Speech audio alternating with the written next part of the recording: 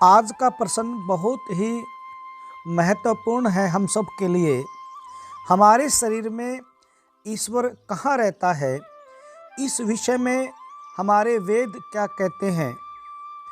ऋग्वेद में कहा, इंद्रम न यज्जयि चितयन्तः आयवः, अर्थात मनुष्यों ने यज्ञ के द्वारा उस ईश्वर को हृदय में जागृत किया।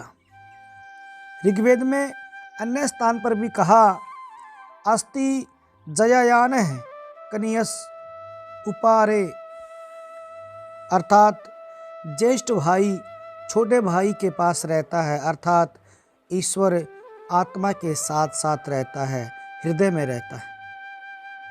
इसके साथ ही ऋग्वेद में फिर कहा, अमर्त्यो मर्त्यान आविवेशः, अर्थात वह अमर परमात्मा मनुष्य के हृदय में व्याप्त है।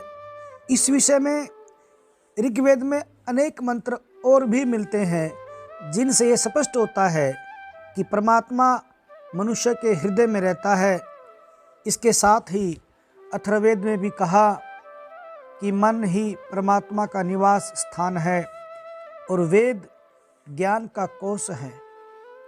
मन को स्वस्थ रखकर ईश्वर के आनंद का अनुभव करना चाहिए, क्योंकि विकार रहित मन में ही ईश्वर का साक्षात्कार हो सकता है।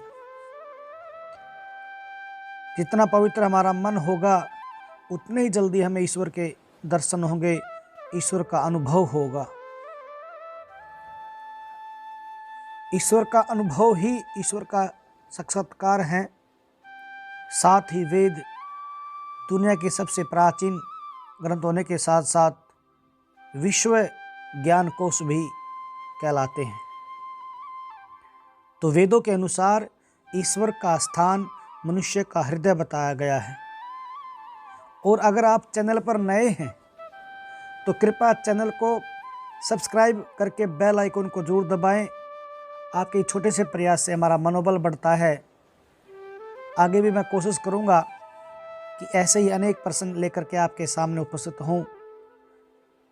आप सबका बहुत बहुत धन्यवाद। ईश्वर आप सबका कल्याण करे। नमस्ते।